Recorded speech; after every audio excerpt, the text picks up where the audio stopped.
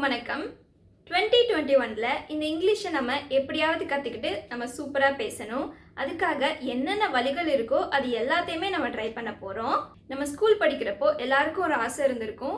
இந்த டிக்ஷனரியில் இருக்க எல்லா வார்த்தைகளும் நம்மளுக்கு தெரிஞ்சால் எப்படி இருக்கும் அப்படின்னு நம்ம நினச்சி பார்த்துருப்போம். ஸோ நம்ம அந்த மாதிரி நினச்சி பார்த்ததை இப்போ நம்ம நிறைவேற்ற போகிறோம்.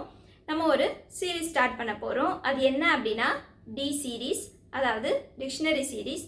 இந்த டிக்ஷனரியில் நம்மளுக்கு ஏலேருந்து இசட் வரைக்கும் நிறைய வார்த்தைகள் இருக்குது. அது நம்மளுக்கு எல்லாருக்கும் நல்லாவே தெரியும். ஸோ நம்ம என்ன பண்ண போகிறோம் அப்படின்னா டெய்லியும் ஒரு வார்த்தையை எடுத்துகிட்டு அதை தெளிவாக நம்ம கற்றுக்க போகிறோம். அதுக்கான தமிழ் மீனிங் பார்க்க போகிறோம்.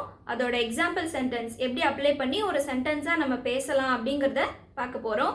ஸோ இந்த மாதிரி டெய்லியும் ஒரு வார்த்தைகள் கற்றுக்கிறப்போ நிறைய வார்த்தைகள் என்னால் ஞாபகம் வச்சுக்க முடியல அந்த மாதிரி சொல்கிறவங்களுக்குலாம் ரொம்ப ஈஸியாக இருக்கும். வாங்க லெசனுக்குள்ளே போகலாம். இந்த டி சீரீஸ்ல நம்ம பார்க்க போற ஃபர்ஸ்ட் வேர்ட் abandon.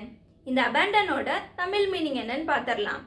கைவிடுறது, அதாவது விட்டுடுறது. இப்போ ஒரு விஷயம் நம்ம பண்ண போறோம் அப்படின்னா அந்த விஷயத்தை முடிக்கிறதுக்கு முன்னாடியே அதை ஸ்டாப் பண்ணிடுறது, விட்டுடுறது. To stop an activity before it is finished. அல்லது வேற என்ன சொல்லலாம் அப்படின்னா to leave a place, person or thing. இப்போ இதுக்கான எக்ஸாம்பிள் சென்டென்ஸ் பார்க்குறப்போ நம்மளுக்கு இன்னும் ஈஸியாக புரியும். இப்போ எக்ஸாம்பிள் சென்டென்ஸ் பார்க்கலாம். I will not abandon you. நான் உன்னை கைவிட மாட்டேன்.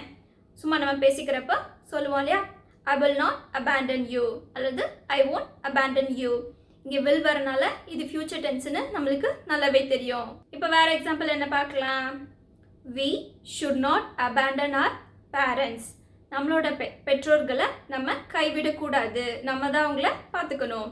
we should not abandon our parents. they abandon their children. அவங்க குழந்தைங்கள ஒழுங்காக கவனிக்காமல் அப்படியே விட்டுட்டாங்க, கைவிட்டுட்டாங்க. இப்போ இந்த எக்ஸாம்பிள்ஸ் எல்லாம் to leave a person, thing or place இந்த மாதிரி கேட்டகரியில் வரும். இப்போ வேற ஒரு மீனிங் நம்ம என்ன பார்த்தோம், ஒரு விஷயம் நம்ம பண்ணிட்டு இருக்கோம் அப்படின்னா அதை முழுசாக முடிக்காமல் பாதியிலே ஸ்டாப் பண்ணுறது. இப்போ இதை நம்ம எப்படி எடுத்துக்கலாம் அப்படின்னா நம்மளால முடியல அப்படின்னு சொல்லிட்டு அதை பாதியிலே விட்டுடுறதா இருக்கலாம். அல்லது வேறவங்க இல்லை நம்ம வீட்டில் இதை நீ பண்ணக்கூடாது அப்படின்னு சொல்லிட்டு அதனால நம்ம விடுறதா இருக்கலாம். இப்போ இதுக்கான எக்ஸாம்பிள் சென்டென்ஸ் நம்ம பார்க்கலாம். இப்போ ஃப்ரெண்ட்ஸ் எல்லாம் சேர்ந்து நம்ம ஒரு பிளான் பண்ணுறோம், எங்கேயாவது வெளியே போகலாம், படத்துக்கு போகலாம் அப்படின்னு சொல்லிட்டு நம்ம ஒரு பிளான் பண்ணுறோம். ஆனால் அதுக்கப்புறம் அந்த பிளானை விட்டுடுறோம், கேன்சல் பண்ணிடுறோம். அப்போ இன்னொரு ஃப்ரெண்டு வந்து கேட்குறான் என்னாச்சு அந்த பிளான் அப்படின்னு சொல்லிட்டு. அப்போ நம்ம சொல்கிறோம் we abandon the plan. நாங்கள் அந்த பிளானை விட்டுட்டோம், அதாவது கேன்சல் பண்ணிட்டோம் அந்த மாதிரி சொல்கிறான். அவன் திரும்ப கேட்குறான் why did you abandon the plan?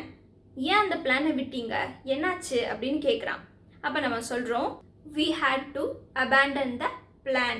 அந்த பிளானை கைவிட வேண்டியது இருந்தது. நம்ம பேரண்ட்ஸ் எல்லாம் கண்டுபிடிச்சிட்டாங்க, நம்ம ஏதோ பிளான் பண்ணியிருக்கோம்னு கண்டுபிடிச்சிட்டாங்க. ஸோ நம்ம மாட்டிக்கிட்டோம், அதனால தான் அந்த பிளானை கைவிட வேண்டி இருந்தது. ஹேட் டுனா வேண்டி இருந்ததுங்கிறது நம்மளுக்கு நல்லாவே தெரியும். ஸோ அவ்வளோதான். இந்த மாதிரி டெய்லியும் நம்ம ஒரு வார்த்தை கற்றுட்டு இருக்கப்போ இப்போ தான் புதுசாக இங்கிலீஷ் படிக்க ஸ்டார்ட் பண்ணவங்களா இருக்கட்டும், இல்லைனா நிறைய வார்த்தைகளை என்னால் ஞாபகம் வச்சுக்க முடியாது அப்படின்னு சொல்கிறவங்களா இருக்கட்டும், அவங்க எல்லாத்துக்குமே இது ஓரளவு யூஸ்ஃபுல்லாக இருக்கும்னு நினைக்கிறேன். ஸோ இந்த டெய்லியும் படிக்கிற ஒரு வார்த்தையும் நம்ம ப்ராக்டிஸ் பண்ணி பேசிகிட்டே இருக்கணும். அதுதான் ரொம்ப ரொம்ப முக்கியம். நம்ம பேசிகிட்டே இருக்கப்போ தான் அந்த வார்த்தை நம்மளுக்கு மறக்காமல் ஞாபகத்தில் இருக்கும். ஸோ இந்த லெசனில் நம்ம பார்த்த இந்த abandonங்கிற வார்த்தையை இனிமேல் நம்ம மறக்கவே கூடாது. இந்த லெசன் எப்படி இருந்தது, யூஸ்ஃபுல்லாக இருந்ததா இல்லையா அப்படிங்கிறத கமெண்ட்டில் சொல்லுங்கள். தேங்க்யூ.